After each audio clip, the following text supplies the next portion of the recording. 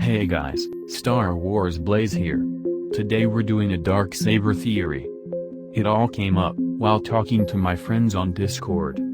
Discord chats started popping up, so I decided to make a video on it.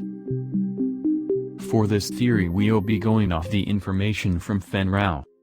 Legend tells that it was created over 1,000 years ago by Tar Vizsla, the first Mandalorian ever inducted into the Jedi Order. So far, we know very little lore of this blade. But we do know Tar Vizsla was the first Mandalorian to be trained as a Jedi. Vizsla was trained before the Wars of the Jedi and Mandalorians. This makes him the only Mandalorian to have been trained by the Jedi. Now, why did the Jedi Order accept a Mandalorian to be trained?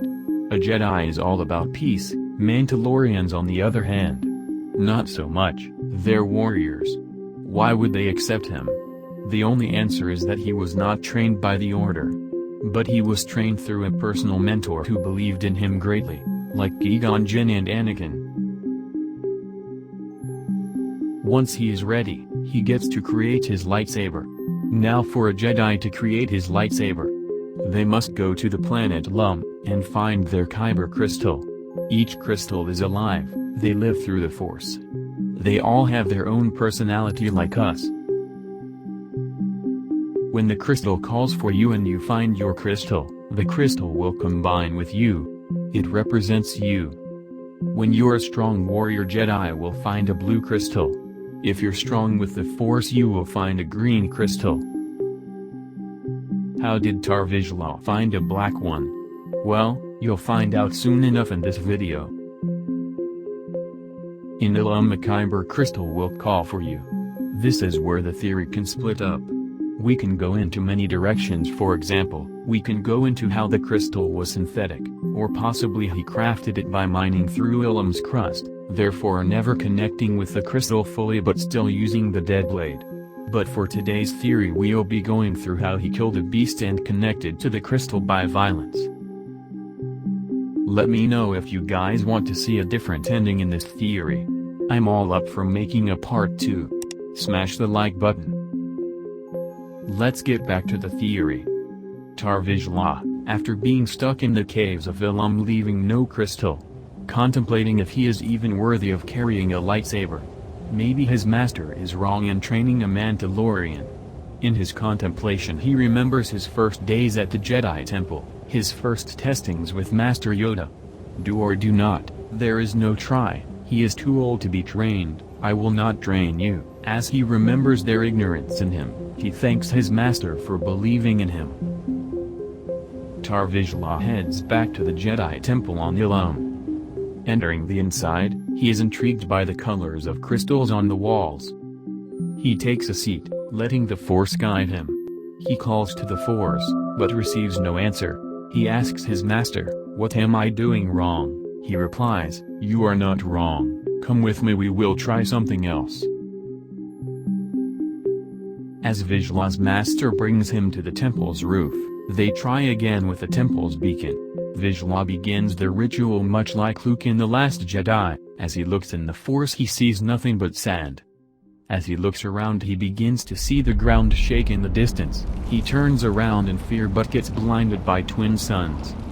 He begins to see the ground shake next to him. He turns only to see the beast, knocking him out of his vision. His master asks, "Are you alright? What did you see?"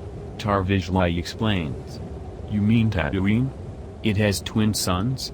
His master replies, "What you saw is where you'll find your crystal.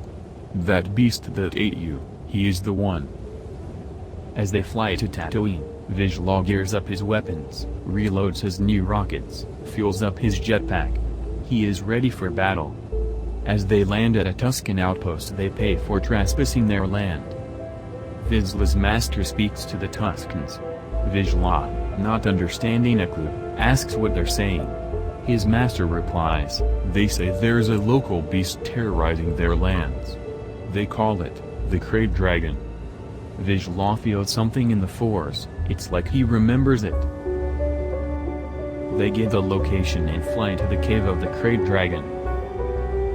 As Vizsla leaves, his master gives him a nod, and exclaims, "Remember Vizsla, there are other options than violence." As Vizsla walks to a cave the size of a small asteroid, he feels the crystal calling for him. Vizsla enters the cave and it only gets stronger. Deep in the cave, the sunlight runs out, he turns on his helmet's flashlight. He hears a quite faint screech, but the screech only gets louder and louder. Vizsla running out of the cave, with a great dragon rushing him, he fires every explosive at it, damaging it. The great dragon hides in the ground. Vizsla flies to the high ground. He uses the force to feel the great dragon and feels him coming behind him. In a split second he remembers his master's teachings. Violence is not always the answer. He tries to connect to the great dragon and feels its pain. They connect to suffering together. Vizsla calls for the dragon to come out. They come to an eye-to-eye standoff. Connecting to each other. It is like they are the same.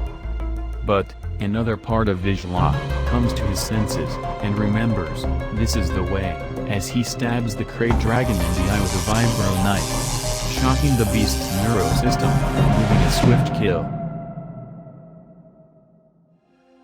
He enters the mouth, retrieving the pearl as the Tuscan said to. He feels a surge of power calling from it. He cracks the rock open, revealing a crystal.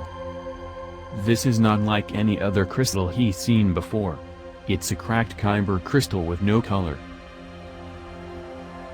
As he constructs his lightsaber, he crafts it, with a hilt, his weaponsmith gave him. A craft only a Mandalorian would know. As he ignites the lightsaber it does not glow or even show color.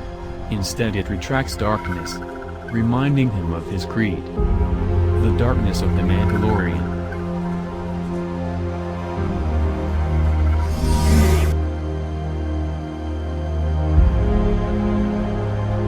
So yeah guys, that's my theory on how the Darksaber was created.